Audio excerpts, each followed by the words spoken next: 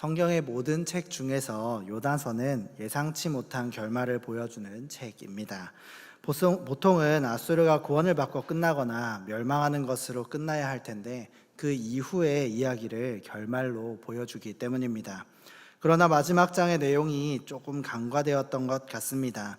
대부분의 사람들은 요나서의 이야기를 생각할 때 그리고 들어볼 때 요나가 회개하고 물고기 배에서 나오는 것으로 이야기가 끝나는 줄로 아는 분들도 있을 것입니다. 또는 요나 이야기에서 그 뒤가 계속 이어진다는 것을 알매도 니느웨로 가서 성공적으로 말씀을 전한다고 말할 수 있는 사람은 생각보다 적을 수도 있을 것입니다.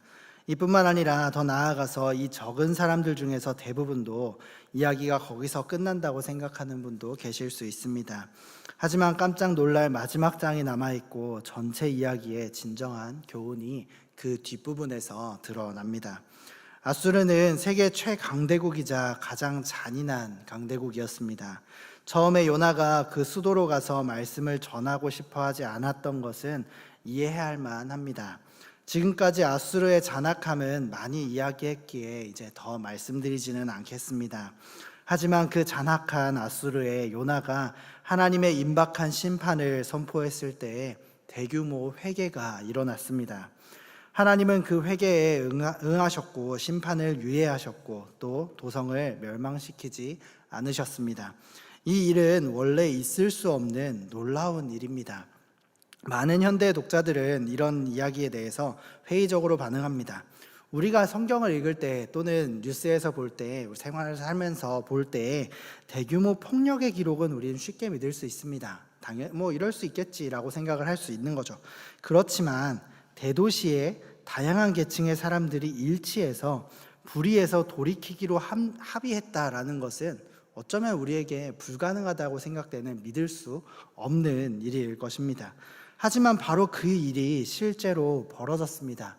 아수르의 회개 사건은 하나님의 말씀이 우리가 상상하는 것보다 훨씬 강력하다는 것을 보여줍니다.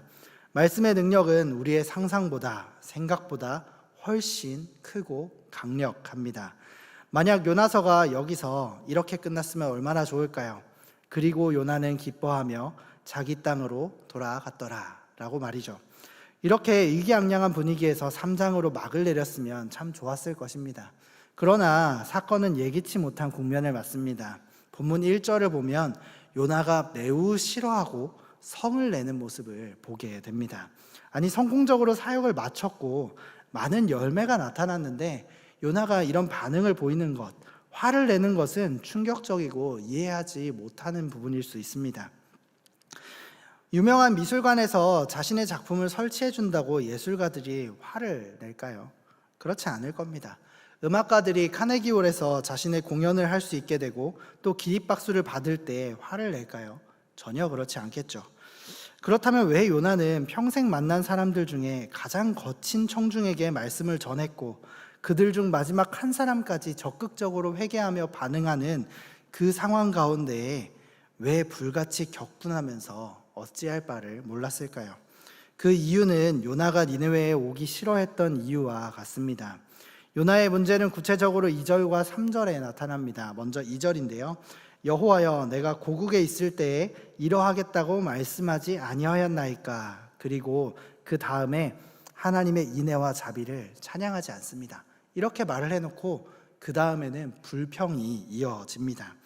이제서야 우리는 요나가 이제껏 하나님과 말다툼을 벌였음을 알게 됩니다. 2절과 3절은 그 짤막한 예를 보여주는데 그 나머지를 상상하기는 어렵지 않습니다. 마치 이렇게 이야기하는 것과 같습니다. 주께서 이렇게 나오실 줄 저는 알았습니다. 이 사람들은 악합니다. 이들이 달라진 것은 그저 하나님께서 심판하신 것 때문에, 심판하신다고 말씀하셨기 때문에 겁먹은 것뿐입니다. 회심한 것도 아니고 주님을 예배하기 시작한 것도 아닙니다. 그냥 달라지겠다고 약속만 했을 뿐입니다. 그런데 그것만으로도 주님은 저들에게 자비를 베풀어 주십니다. 주께서 자비로우신 하나님이신 것은 좋지만 이번에는 너무 심하셨습니다 라고 말이죠. 야훼라는 이름, 여호와라는 이름은 우리 성경에서 주님으로 번역되기도 했는데요, 2장 이후로 등장하지 않았었습니다. 그런데 이제 요나는 말 그대로 이렇게 외칩니다. 아, 야훼여, 아, 여호와여 라고 말이죠. 여호와는 인격적이고 언약적인 하나님의 이름이고, 하나님은 이 이름을 자기 백성 이스라엘에게만 계시하셨습니다. 여기서 요나는 이스라엘과 맺은 하나님의 언약을 염두에 두고 말하고 있는 것입니다. 언약의 주님은 어떤 분이십니까? 이스라엘을 보존하시고 그들을 통해 세상에서 그분의 뜻을 이루시겠다고 약속하셨던 하나님이십니다. 그런데 하나님은 어떻게 자기 백성을 붙드시겠다는 약속을 지키시면서 동시에 자기 백성의 원수들에게 자비를 베푸실 수 있을까요? 정의로운 하나님을 자처하시면서 어떻게 악과 폭력을 처벌하지 않으실 수 있을까요? 만약 그렇다면 이제 요나의 마음속의 문제는 이제 신학적인 문제로 바뀌기도 합니다. 요나의 마음속에서 하나님의 정의와 하나님의 사랑이 모순되고 있는 것이죠. 요나는 하나님이 이스라엘을 사랑하시고 그분의 선택된 백성에게 자비를 베푸신다는 것은 알았습니다. 요나는 하나님의 이 특별한 사랑이 이방인들, 무엇보다 니느웨 주민들처럼 악한 사람들에게까지, 악한 이방인들에게까지 확대되어서는 안 된다고 뼛속 깊숙하게 느끼고 생각하고 있었기 때문입니다. 그런데 요나의 이런 큰 분노, 그 니느웨 사람들이 구원받는 것까지 또는 회개하는 것까지 확대되는 하나님의 자비를 받아들일 수 없는 그 큰 분노는 그를 당혹스럽게 만든 것이 어려운 신학적인 문제만은 아니었다고 생각할 수 있습니다. 왜냐하면 이 요나가 이렇게 이야기하기 때문입니다. 그가 죽고 싶다라고 말합니다. 하나님이 그의 과도한 분노에 놀랄 만큼 부드럽게 나무라실 때 우리는 요나의 진짜 문제가 그 마음 가장 깊은 곳에 있다는 것을 알 수 있습니다. 요나의 경우를 통해서 볼 때 어쩌면 모든 신학적인 문제들은 우리의 지성만이 아니라 우리의 헌신과 욕망과 정체성에서 작동하고 있을지도 모릅니다. 요나의 말은 사실상 이렇게 말하는 것과 같습니다. 그것이 없이는 더 이상 살고 싶지 않습니다 라고 말이죠. 더 깊은 속을 들여다보면 요나가 하나님 대신에 인생의 주된 기쁨과 이유와 사랑으로 받아들였던 것을 잃어버린 것을 뜻합니다. 요나는 하나님과 관계를 맺고 있었지만 하나님보다 더 귀하게 여기는 것은 따로 있었습니다. 그의 폭발적인 분노는 그것을 얻지 못한다면 하나님과의 관계 따위는 기꺼이 버릴 의향이 있는 것처럼 보여주고 있는 것이죠. 이 일이 우리에게는 일어나지 않을까요? 안타깝게도 우리가 하나님께 제게 이것을 주지 않으면, 이 A라는 것을 주지 않으면 제가 하나님을 섬기지 않겠습니다 라고 하나님을 협박하는 경우가 있겠죠.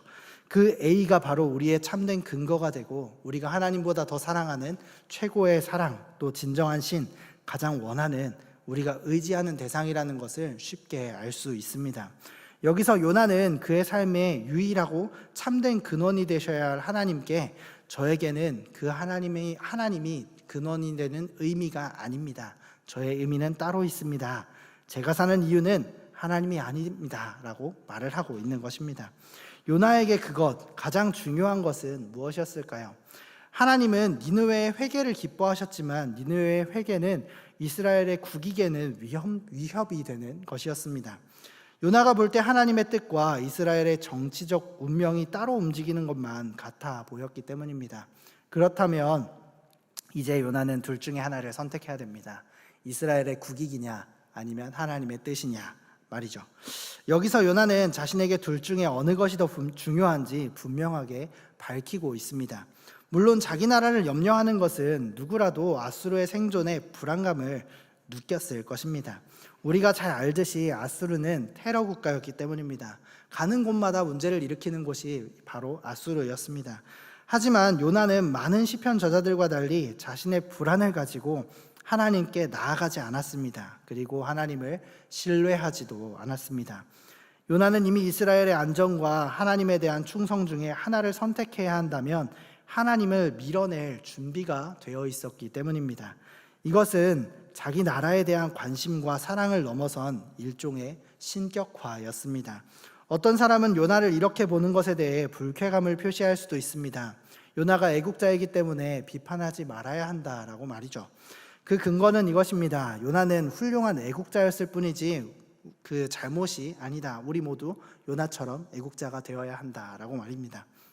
근데 이것은 너무 나간 이야기입니다. 물론 나라를 사랑하고 자국민을 사랑하는 것은 여느 사람과 마찬가지로 좋은 일입니다. 하지만 그것이 도를 넘으면 안 됩니다. 우리가 나라 사랑을 명분으로 사람들을 착취하거나 요나처럼 한 국민 전체가 영적으로 망하기를 응원하게 된다면 그것은 우리가 하나님보다 자기 나라를 더 사랑한다는 뜻이기 때문입니다. 이것은 어떻게 보더라도 우상 숭배입니다. 만약에 요나가 보통의 선교사였다면 니느웨 사람들이 회개의 첫걸음을 내딘 것에 기뻐했어야 합니다. 그리고 그 다음을 생각하면서 선교의 계획을 세웠어야 합니다. 일반적인 경우 하나님을 온전히 믿는 일은 요나와 같은 배에 있던 그 뱃사람들처럼 하룻밤새에 이루어지지 않기 때문입니다. 우리가 전도를 해보면 알겠지만 한 사람을 전도하는 데 있어서 엄청난 공을 들여야 합니다. 밥도 사줘야 되고 그 사람의 필요도 채워야 되고 그 사람의 어려운 일들을 계속해서 들어줘야 되고 많은 일들을 해야 합니다. 그런데 니느웨는 달랐습니다. 요나의 마음이 없는 어쩌면 대충 전한 복음에도 니느웨 사람들은 회개할 의향을 보여주었고 그렇게 약속했기 때문입니다.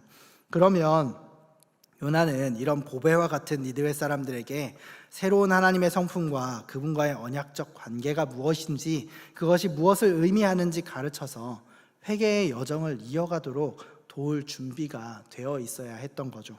하지만 요나는 어떤 모습을 보여줍니까? 니느웨 사람들이 하나님께로 움직이기 시작한 것만 보고도 격분했습니다. 굉장히 화를 내면서 하나님께 따집니다.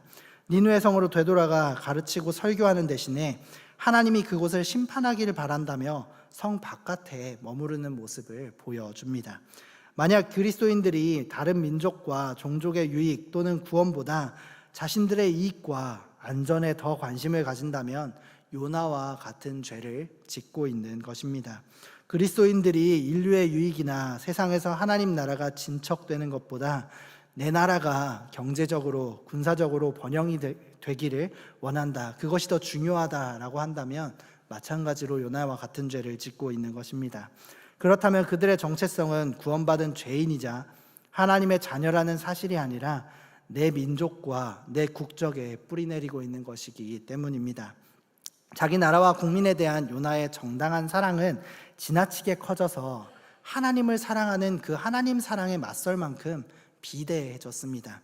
나아가 정당한 국가적인 자부심과 애국심이 제국주의가 될 수도 있고 또 정당한 인종적 자부심이 인종차별주의가 될 수 있도록 더 나아갈 수 있는 계기가 되게 됩니다. 실제로 과거에 유럽이 그러했고 또 미국이 그러했음을 우리는 역사 가운데 보게 됩니다. 하나님보다 자국민을 더 생각했던 요나는 하나님을 질책하고 나서면서 이렇게 말씀을 인용합니다. 출애굽기 34장 6절과 7절을 인용하는데요. 하나님께서는 모세에게 자신을 자비롭고 은혜롭고 또 악을 용서하는 존재로 계시하셨었습니다. 이제 요나는 오로지 자신을 정당화하기 위해서 하나님과 하나님을 대립시킵니다. 성경을 취사 선택해서 읽고 하나님은 죄를 벌하지 않은 채 그냥 넘기지 않으신다고 하시는 그 34장 7절 하반부의 말씀은 무시하는 모습을 보여줍니다. 그 결과 요나는 모든 사람을 사랑하시고 악을 심판하지 않으시는 단순화된 하나님의 모습을 만들어내게 되었습니다.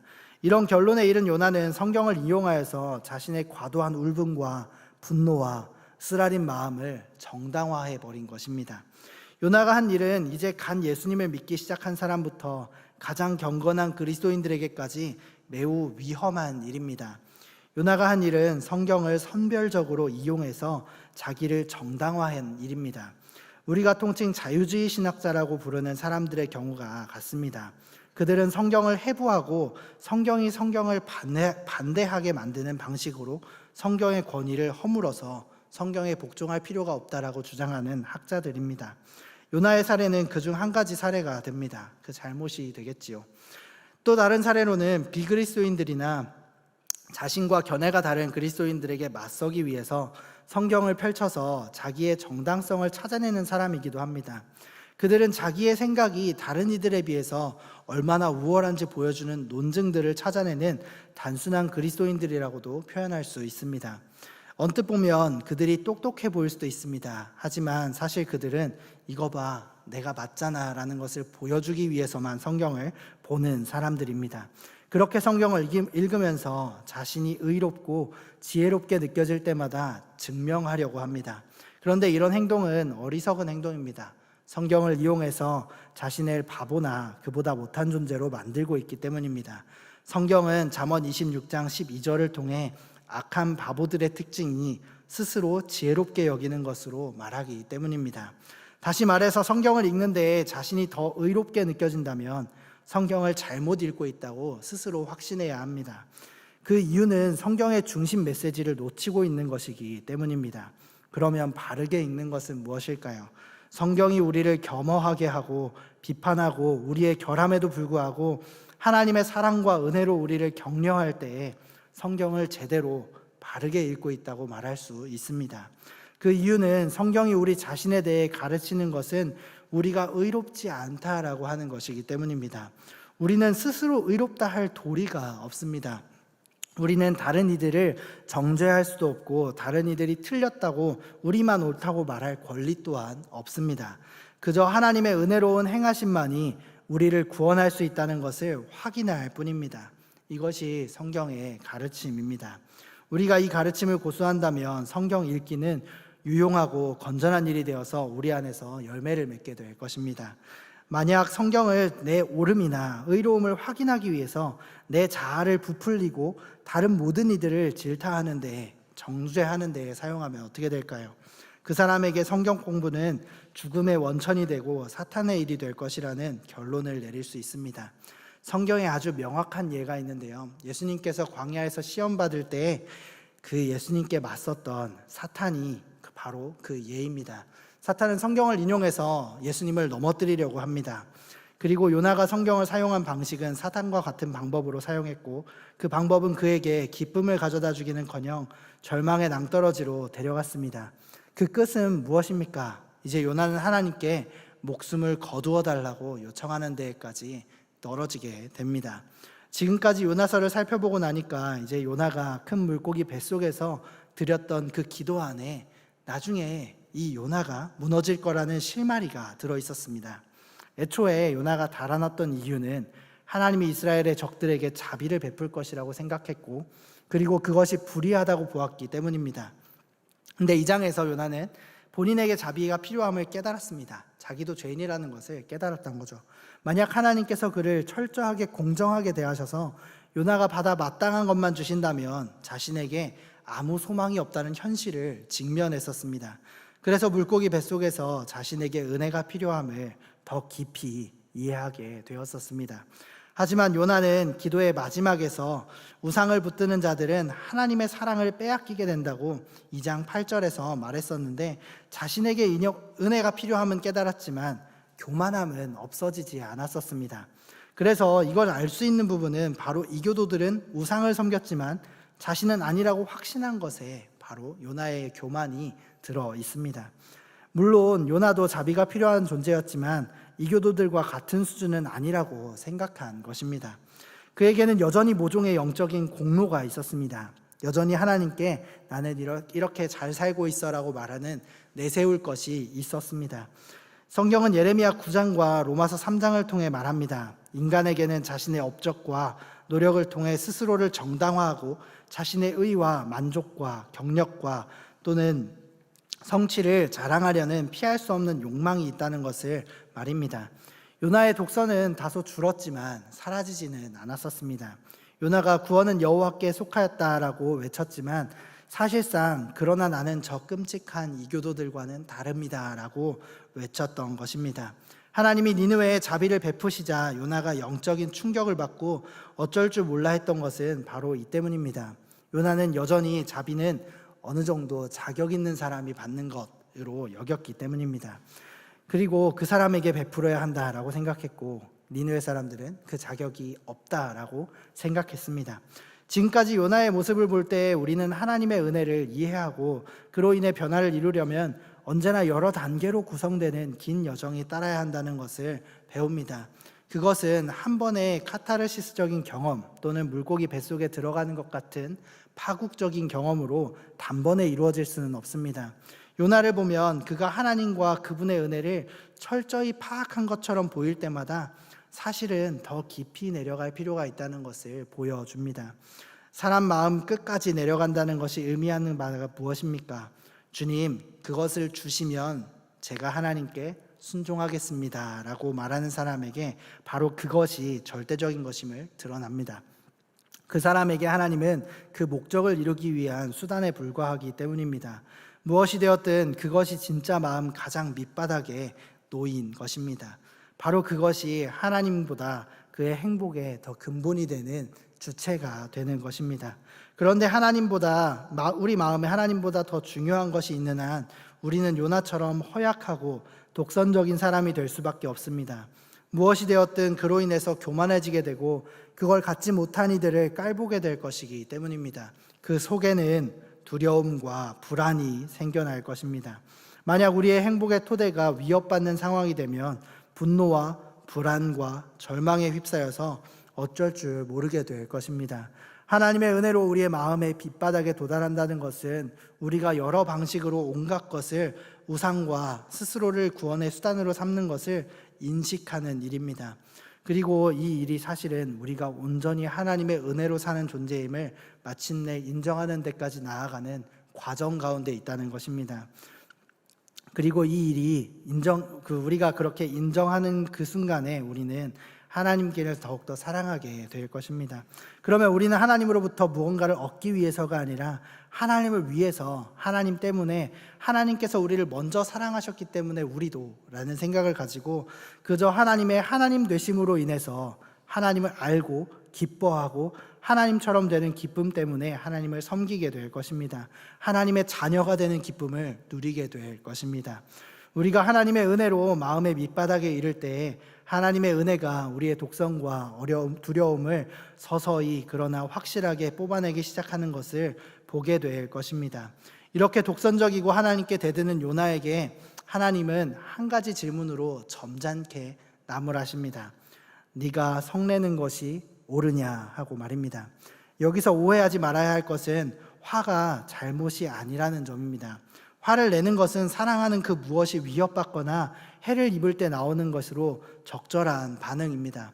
그렇지만 이런 분노, 즉 독선과 두려움에서 나오는 과도한 분노는 요나가 사랑하는 것이 가짜신이라는 것을 보여주는 조짐이라는 것도 우리는 알 수 있습니다. 요나는 민족과 나라에 과도하게 몰두하고 있었고, 이런 요나가 하나님의 은혜 안에만 거하는 무한한 평화를 맛보려면 그가 빠져있는 우상숭배를 깨닫고 버려야 할 것입니다. 사랑하는 한박교회 성도 여러분, 저와 여러분 안에 요나에게 애국심과 자국민을 사랑하는 마음과 같이 하나님보다 더 우선하는 것이 혹시 있습니까? 그렇다면 우리는 이 시간 회개하면서 나아가기를 바랍니다. 우리는 연약합니다. 하나님께서 우리를 위해 아들이신 예수님을, 자신을 먼저 내어주셨는데도, 이 큰 사랑을 받았음에도 하나님보다, 예수님보다 더 좋은 것이 우리 안에 있을 수 있습니다. 그것이 무엇인지 돌아보고 그것으로부터 돌이켜달라고 함께 기도하는 우리 모두가 되기를 주님의 이름으로 축복합니다. 우리는 독성적이면서 또 성경을 우리 입맛대로 사용해서 하나님을 오해하기 빠릅니다. 이런 부족하고 연약한 우리를 성령 하나님께서 주관하여 주셔서 우리가 성경을 바르게 보게 하시고 성경보다 앞서지 않도록 기도하기를 바랍니다. 성경이 정죄의 도구가 되지 않게 하시고 예수님께서 우리에게 먼저 베푸신 그 사랑으로 우리의 VIP를 사랑하고 섬길 수 있기를 위해서 그 무엇보다 하나님의 관심인 영혼 구원에 우리가 힘쓸 수 있도록 함께 기도하며 하나님을 더욱더 사랑하며 힘쓸 수 있는 우리 모두가 되기를 축복합니다.